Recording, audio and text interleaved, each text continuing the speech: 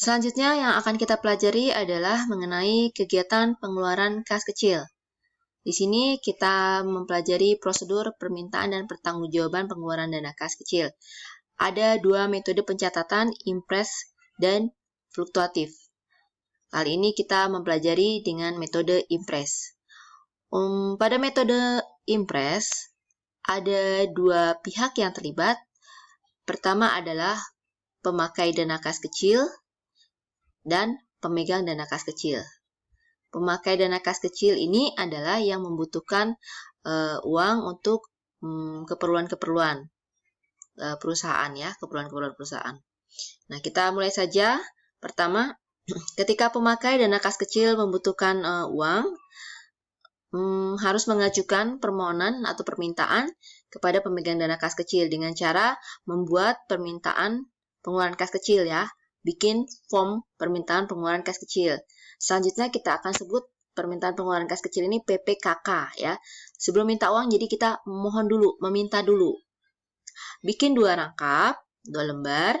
Kemudian 2 lembar ini diserahkan kepada pemegang dana kas kecil yang memiliki uangnya.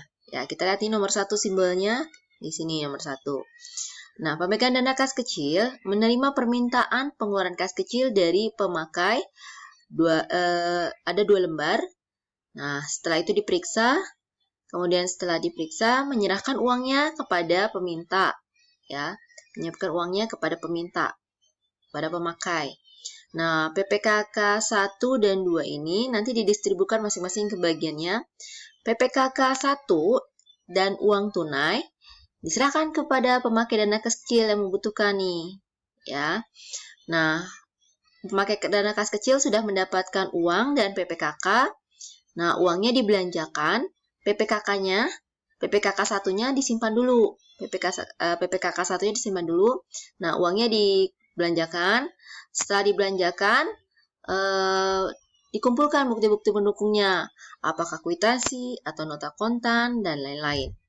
Nah, setelah belanja dan mendapatkan bukti pendukungnya,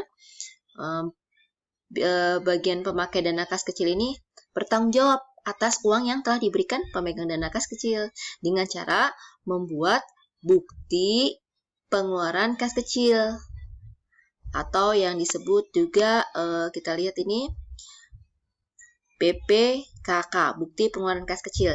Jadi PPKK ini dibuat setelah mengeluarkan uang. Sedangkan PPKK ini dibuat sebelum mengeluarkan uang. Ya, sudah jelas? Nah, sekarang lanjutnya pemakai dana kas kecil setelah membuat bukti pengeluaran kas kecil ini, BPKK ini, dan beserta dokumen pendukungnya dan PPKK diserahkan kepada pemegang dana kas kecil. Nomor 3 nih ya, diserahkan sebagai bentuk pertanggungjawaban. Pemegang dana kas kecil menerima 3 dokumen ini sebagai bentuk pertanggungjawaban dari pemakai dana kas kecil setelah minta ya. Nanti diperiksa ini dokumennya ya.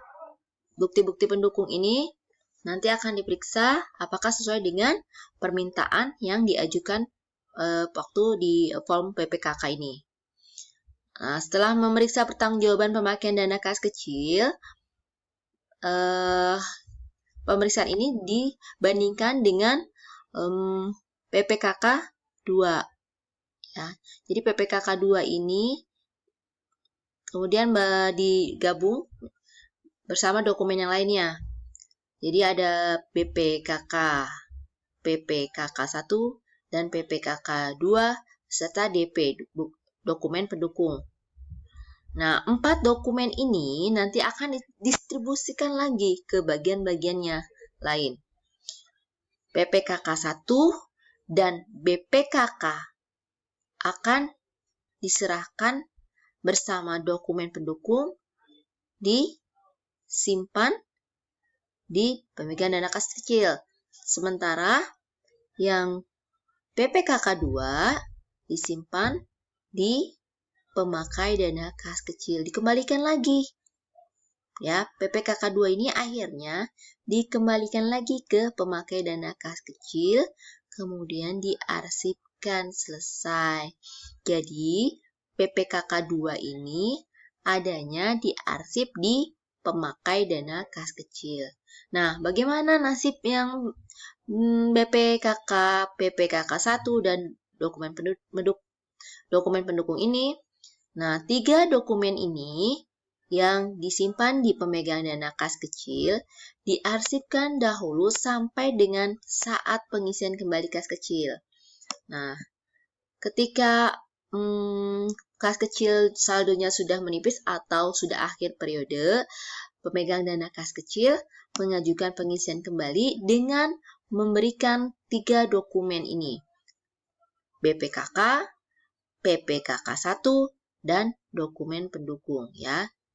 Jadi 3 dokumen ini yang nanti akan dipakai dalam pengajuan saat pengisian kembali kas kecil.